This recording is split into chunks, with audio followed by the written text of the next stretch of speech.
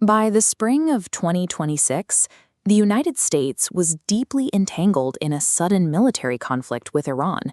But almost immediately, an intense public suspicion took hold. To many Americans, the conflict appeared to be a calculated distraction from a massive domestic crisis. This theory quickly jumped from internet message boards to the biggest microphones on the planet. Commentators like Joe Rogan began loudly questioning whether the White House had launched a foreign war specifically to bury a domestic scandal. The target of that suppression campaign was the remaining, long-buried secrets of a deceased convicted sex offender. The network's reach into global finance and elite political circles meant that the release of its remaining names posed a direct risk to the administration's stability.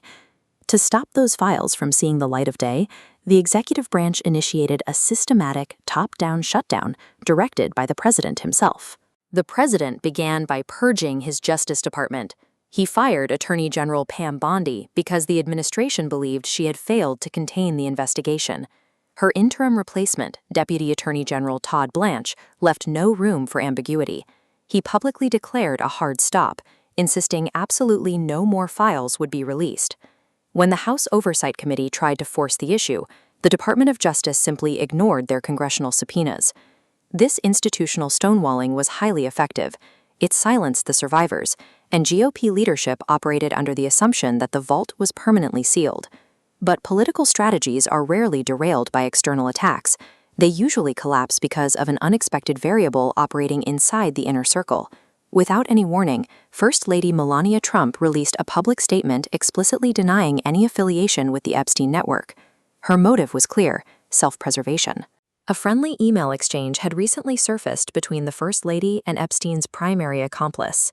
To distance herself, the First Lady took the extraordinary step of actively calling on Congress to hold a public hearing directly with the survivors.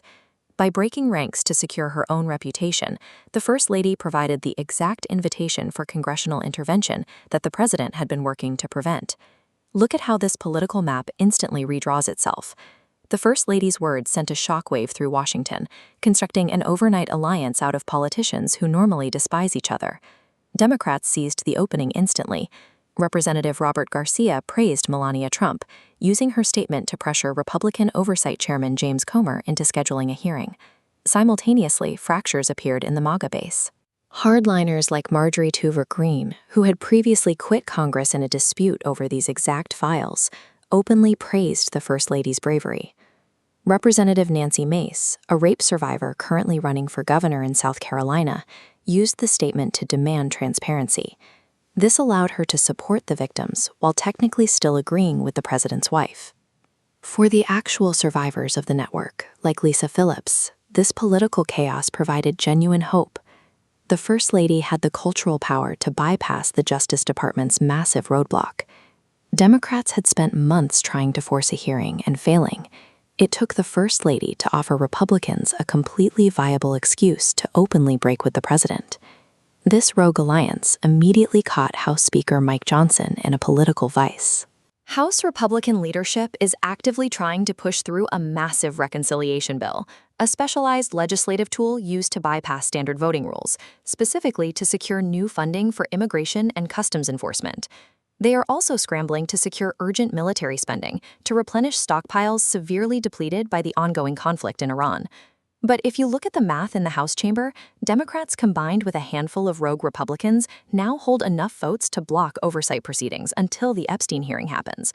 A fight over a decades-old scandal has been turned into a legislative hostage situation, freezing the administration's national security and border agenda in its tracks. GOP leadership is now paralyzed by a lose-lose scenario: publicly defy the First Lady to protect the president, or grant the survivors their hearing and watch the containment strategy fail. By trying to sever her own ties to Ghislaine Maxwell, Melania Trump pulled the pin on a political live grenade and dropped it right in the lap of her own party. It turns out the most powerful political shields don't break from outside pressure. They shatter when someone inside tries to save themselves.